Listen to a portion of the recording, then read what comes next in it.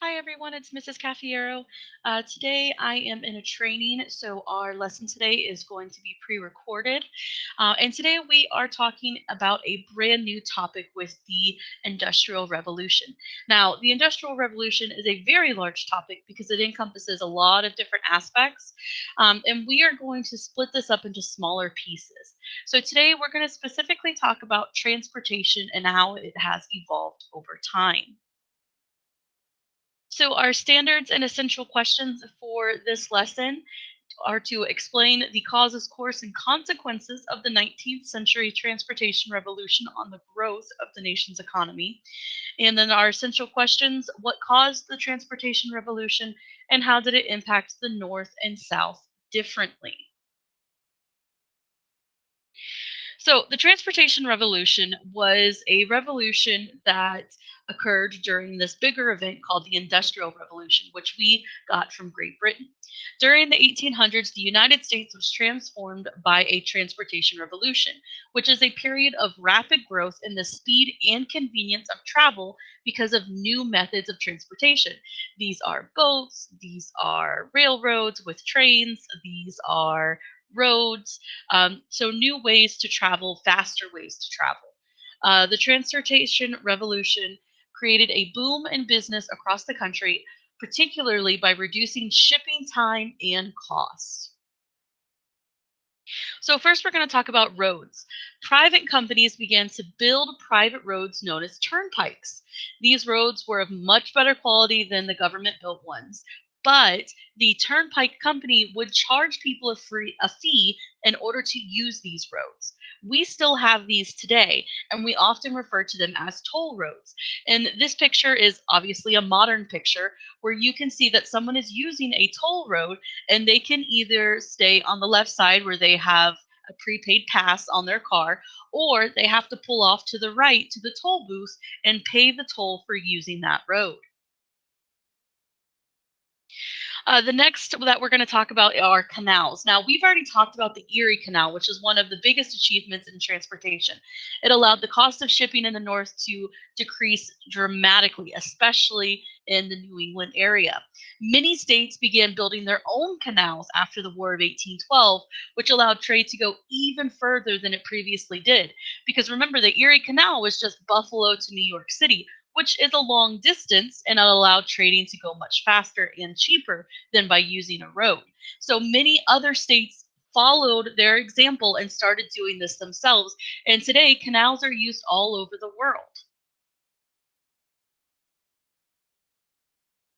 Steamboats were another really important uh, form of transportation that was developed. The steamboat was very well suited for river travel because it was able to move upriver against the current and did not rely on wind power at all. Steamboats and the location of rivers in the United States created new economic opportunities. This meant that steamboats were able to increase trade and profits because goods could be moved quickly and thus more cheaply. So not only were these canals a big deal where boats could now travel up and down a waterway that didn't previously exist, they were having more efficient boats, steamboats. Now, John Fitch was the first to design a boat powered by the steam engine. However, it wasn't until Robert Fulton used that steam engine to turn a paddle wheel that allowed the boat to actually move against the current and go upstream. This was a big deal because it meant that you didn't have to rely on the weather in order to make a shipment occur. Fulton and his partner received a monopoly or exclusive rights from the New York State legislature to run boats along the Hudson River. This was a huge deal for them because they were able to make a lot of money off of this. And this is a picture of a classic steamboat. You can see in the middle here this big round thing. That's the paddle that is allowing the boat to be propelled forward, even though it's going upstream.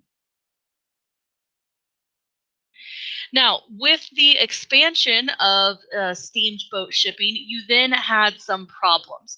And this problem that we're going to look at is in the Supreme Court case of Gibbons v. Ogden. So, increased steamboat shipping, as I said, led to conflict over waterway rights. This meant that certain people were using waterways that other people felt they didn't have a right to use. So, a specific example, 1819, Aaron Ogden sued Thomas Gibbons for operating steamboats in New York waters that Ogden said he owned. He owned the waterway. However, Gibbons said that even though he didn't have a license to operate in New York specifically, he had a federal license that allowed him to use New York's waterways. So it was a question of what is more important, the state ownership or the federal license. So it went all the way to the Supreme Court, and Chief Justice John Marshall reinforced the federal government's authority to regulate trade between the states by ending the monopolistic control over waterways in several states. This meant that one person could no longer own a waterway. It was now federal property, and they were going to determine how trade was going to work. At the same time, it also strengthened the idea that national interests should be placed ahead of regional concerns. So, being able to ship from one area to another with a steamboat is more important to get those goods transferred than one person being upset that their waterways being used. So, national interest, those goods being moved from one part of the country to another, is way more important than just this one little waterway in New York. And so the federal government, specifically the Supreme Court, wanted to just be able to avoid any further conflict by stating that. The ruling also freed up waters to even greater trade and competition within the shipping industry, which was good in the sense that people could make money.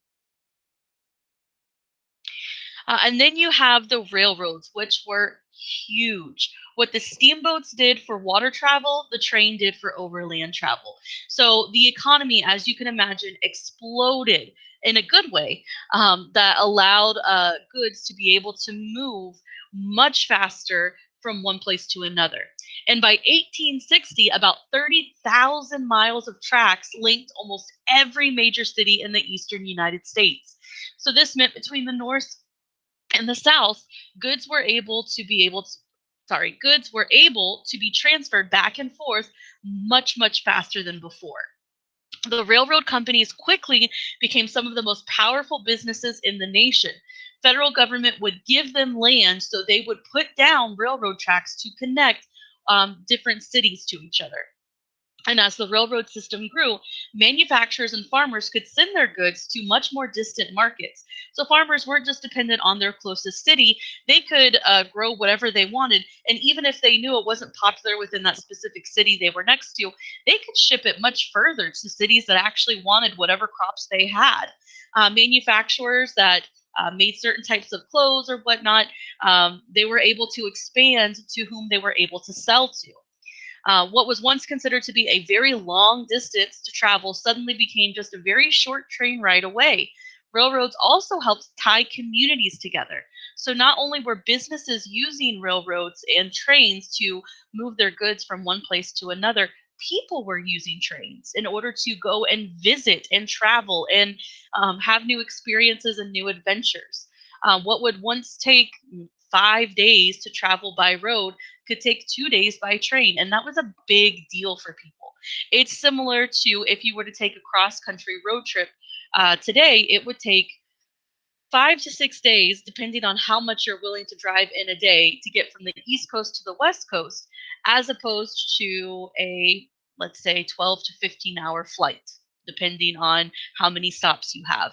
So it makes a big difference on how fast you're able to get there. And here you can see a classic train with their conductor and their crew.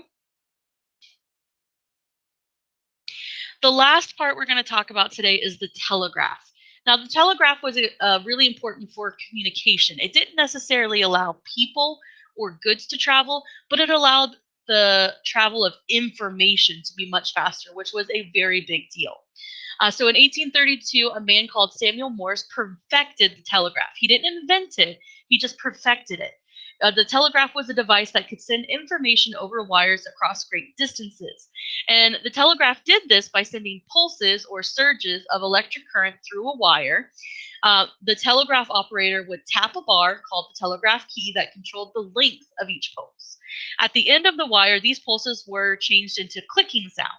A short click was called a dot, and a long click was called a dash. Now, how are we supposed to know what any of that means? Well, Morse and his partner came up with a system called Morse code. This meant that different combinations of dots and dashes would represent each letter of the alphabet. So, with each dot and dash that would come through, the person on the receiving end of the telegraph would write out the letters and eventually get a whole word and eventually a whole message that needed to be sent from one city to another. This new tool helped businesses become way more efficient by speeding up their communication. So let's say a market is in Georgia, but the manufacturer is in New York. If the market needs more items, they can easily send a telegraph to New York. New York can receive it and send the whatever they need, as opposed to previously when they would have to send a letter and someone would have to by foot or by horse send that information. Even by train, it would take a couple days to get there. But through telegraph, it was able to get there much, much faster.